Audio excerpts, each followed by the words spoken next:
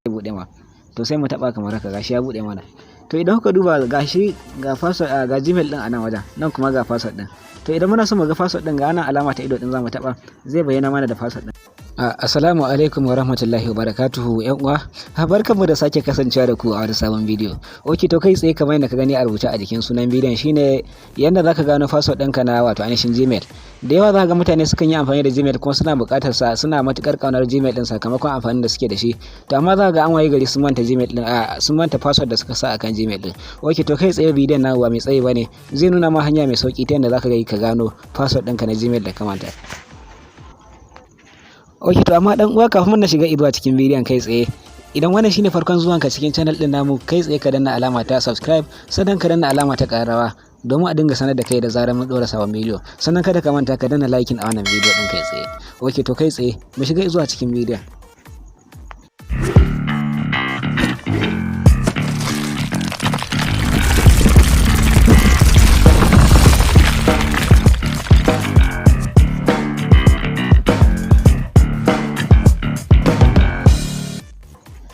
Yawwa, barkanmu da shigowa har zuwa cikin bidiyon. Okay, to kai tsaye yanzu ba za mu yi amfani da wani application wajen yin wannan tutorial ɗin namu na yau ba. Za mu shiga zuwa cikin Gmail ɗin mu ne mu buɗe shi, sannan mu nuna ta yanda hanya da zaka bi ka gano password ɗinka da ka manta na cikin Gmail.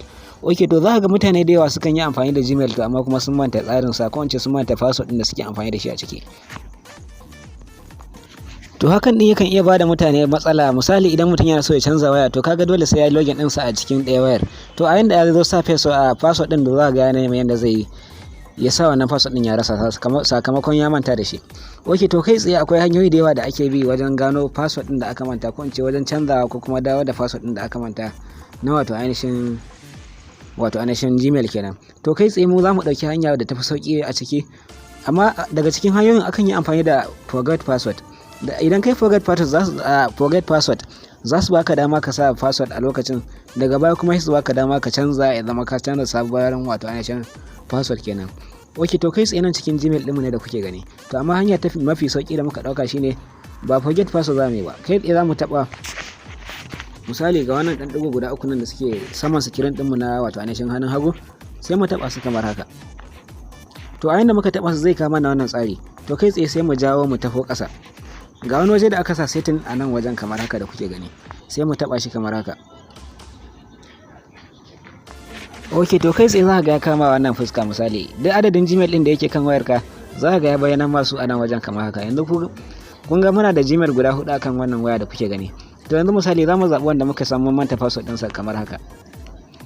To a yanda ya kama wannan fuska sai mu taba wannan wajen da aka sa manage your Google account, sai mu taba shi kamar haka da kuke gani.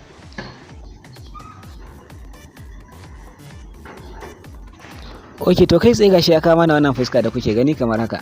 To anan sai mu taba wajen da aka sa personal info, misali wannan zabi na biyun kenan, sai mu taba shi kamar haka. To zai kama na wannan fuska da kuke gani. Nan a wajen zai baka dama ka canza hoton da yake kai. To wannan ba shine kawo mu ba, za mu dawo ne da password din mu da muka manta a cikin wannan Gmail din kai tsaye. To sai mu jawo ƙasa. Nan idan kuka duga ga wajen da aka sa password kenan, wajen da aka sa password gashi nan a nan wajen. Idan kana so ka canza sai ka taba, idan ba ka manta ba kenan. Idan kuma ka manta to sai ka tafi nan ƙasa kamar haka da kuke gani. Ga wajen da aka sa wajen search Google account, sai mu taba shi kamar haka. To a yanda ka taba zai kama wannan fuska da kuke gani kamar haka. Sai ka dawo ka taho can zuwa can ƙasa.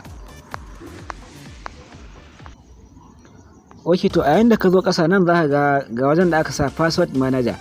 Ka lura sosai, za ka ga an sa password manager, sai ka taba shi kamar haka.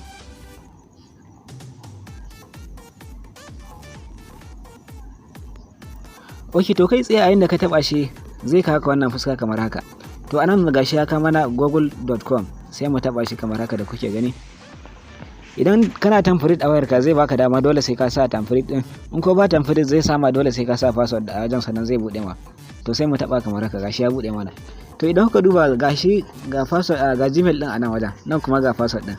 To idan muna so mu ga password din, ga nan alama ta ido din zamu taba, zai bayyana mana da password din kamar haka. Okay, wannan ita ce hanya mafi sauki da zaka gano account ɗinka na Gmail. In ce password ɗinka na Gmail. Sannan hanya ta biyu ma idan kuna bukata zamu iya kawo muku ita. To amma kafin wannan a bidiyon mu na gaba insha Allah za mu kawo muku yanda ake sa tsaro a wato ainihin Gmail account, ta yadda ko da haka ya zo da mu kwace ma shi ba zai samu dama ba. Da haka kai tsaye ku kasance da mu, insha Allah za mu kawo muku shi a cikin wannan channel tamu ta Jabiri TV a nan gaba. Kada ku manta ku danna like a wannan bidiyo, sannan ku yi sharing a sauran 'yan uwa domin su amfana. Ok, to kai tsaye wannan shine karshen bidiyon namu, mu kasance da ku a bidiyo na gaba.